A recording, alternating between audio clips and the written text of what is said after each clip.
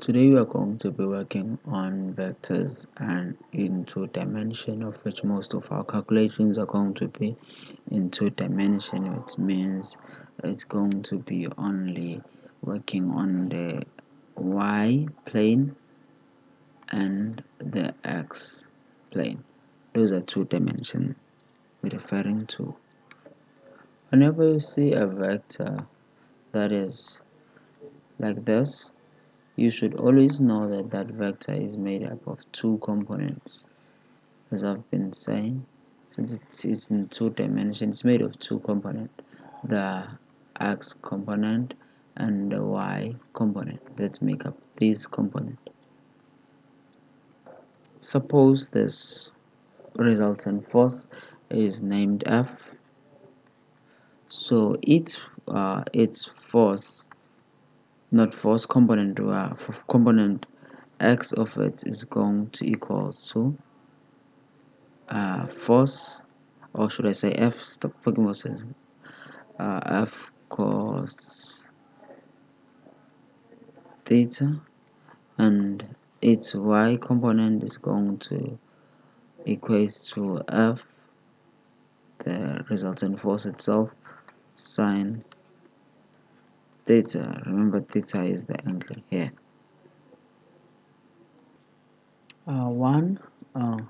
Vectors can be represented using the tail to head method. The tail to head method is simple as it said, the tail to tail, tail to head, where this is the head, this is the tail, as it's saying. So this copy its x component, y component, then lastly the resultant component. The resultant component is in red. This is a tail, a head, tail, head. So it is really tail to head. Where this one is a tail here, this one is a head here. There is a head and a tail meeting here, and here there is a head. So that's how it's named tail to head method. There are many ways that vectors and component can be represented or drawn, but I prefer to end here so that I don't add any complications, since you won't be tested in none of these exactly. The reason why you need to know working with components when you're working with vectors is because it is impossible or very hard to add up vectors as they are. For some reasons, you will need to, if you need to add this vector plus this vector, instead of adding these vectors, of which are hard to do, it's always a better way to get its components instead, and get components of this one and add the components instead.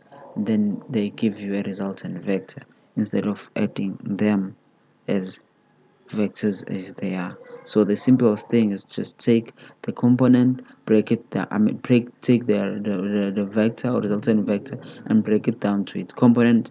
Add component of the first one, or maybe add the component of this and this. After getting the component, you're going to say x of a plus x, this would be plus x of b, then you are going to get x resultant or x final. Same applies with y. So if you already now have these two, you have the x and y of the resultant vector. So now what you need to do is just, now you have both x and y of the resultant components. Now you can get the resultant force itself, or the resultant vector itself. That can be done using the very traditional way. This is only our most Pythagoras theorem that states that a sum of both squares of y and x is equal to the resultant square. if I did say it right, but exactly as it's stated mathematically, where I substitute the x and y and get the resultant vector itself, which is always going to be equated to resultant equals to x squared plus y squared. This all goes under roots because of, with that simple calculation, you are going to have your resultant vector here, of which you got without adding exactly vectors, but adding component, breaking down the vectors to components and adding the vectors, of which is the simplest way of doing it. After calculating the r, the resultant vector, it is a vector. So we all know that a vector is a vector by having two things. It's a magnitude plus direction. Since you calculated x and y through Pythagoras, you got r. This r is a vector, but you need what? Direction, because vector is made of direction and vector, and that where tangent get in.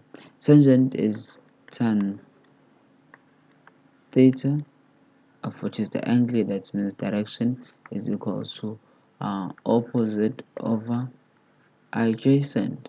So you're going to put here the opposite for you is going to be the y, because the opposite, if theta is here, y is here, x is here, so opposite it's always going to be y, and for adjacent of theta is going to be x.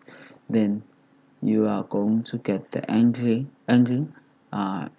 like this.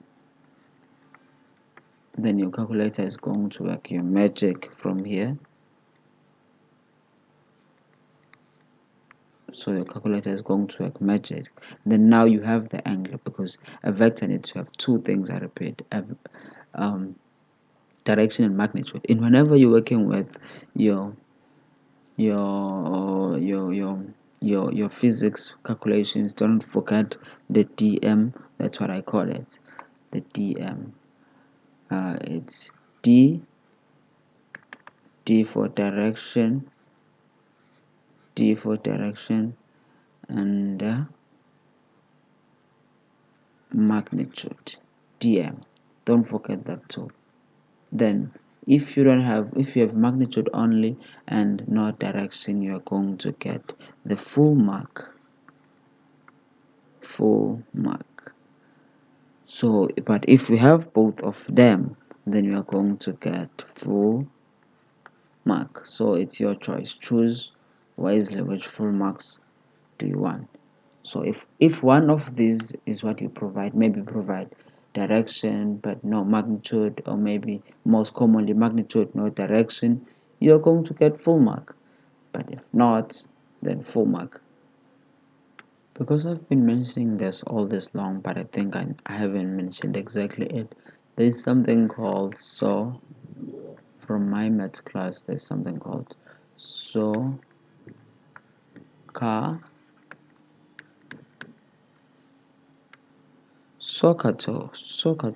where sine theta is equal to opposite over hypotenuse, and cosine theta is going to equal to adjacent over hypotenuse, and tangent tan theta is going to equal to opposite over hypotenuse. I mean, not hypotenuse, adjacent. Whenever you're working with vectors and as we've been working components, you need to make use of these in your mind. It's just simple as Socato. Oh, that was the end of the video. Thank you for watching. Subscribe, share, comment on which content you need on our channel. Thank you. Peace. God bless.